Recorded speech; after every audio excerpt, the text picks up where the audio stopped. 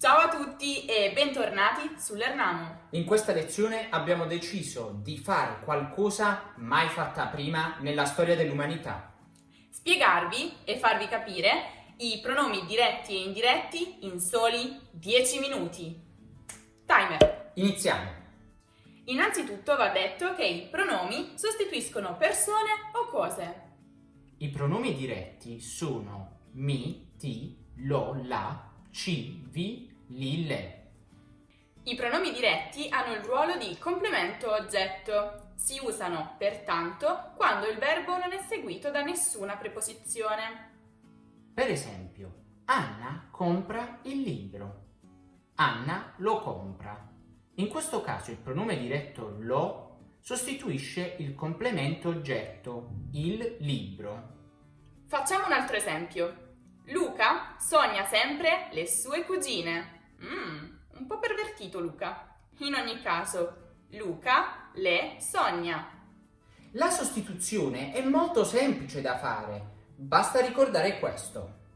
Mi uguale me, ti uguale te, lo, la uguale lui, lei, ci uguale noi, vi uguale voi, li, le uguale loro. Mario sogna me. Mario mi sogna. Roberto vedrà te, Roberto ti vedrà. Dario compra la mela. Dario la compra. Luigi ha visto me e mio fratello. Luigi ci ha visti. Marta notava te e Luca. Marta vi notava. Miriam ha venduto le case. Miriam le ha vendute.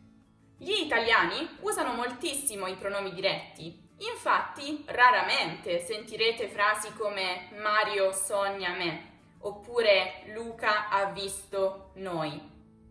Normalmente, come avrete notato, i pronomi diretti vanno prima del verbo, però in 5 casi possiamo trovarli anche dopo il verbo.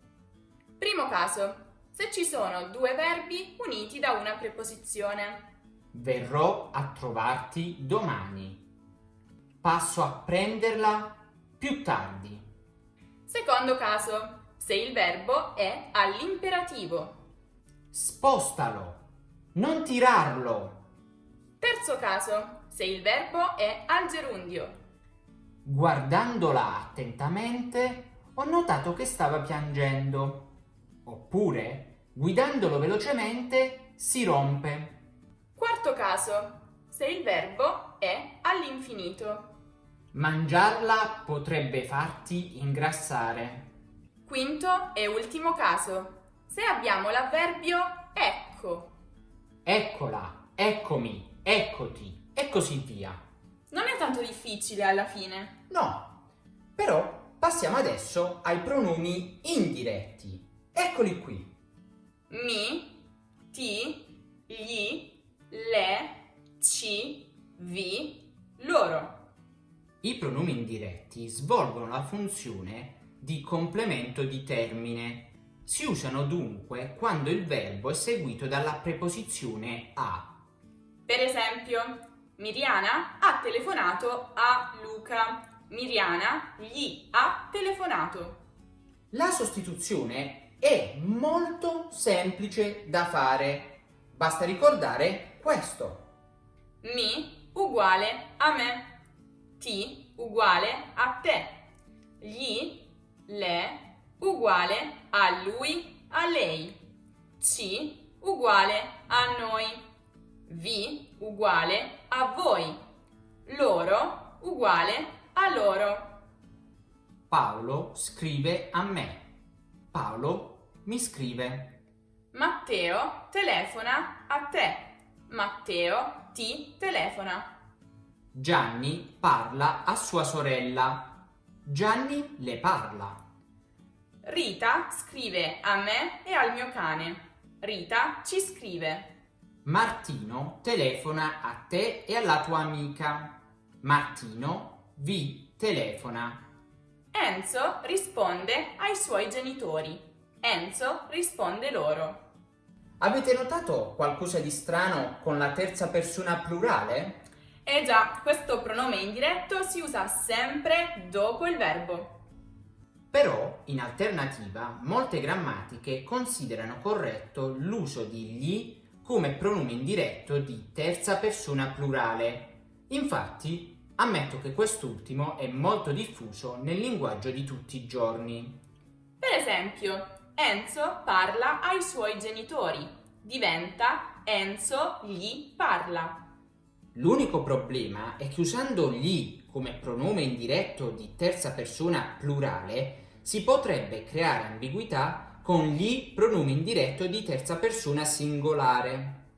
Infatti, in assenza di contesto, se dicessi Paolo gli parla, molti potrebbero pensare che io mi riferisca a una singola persona piuttosto che ai genitori o in generale a più persone. Tutto chiaro fin qui? Ricordate inoltre che i pronomi indiretti si usano di solito prima del verbo, eccetto in 3 casi. Primo caso, verbi all'imperativo. Non dirgli cosa è successo. Portale il regalo. Secondo caso, verbi al gerundio.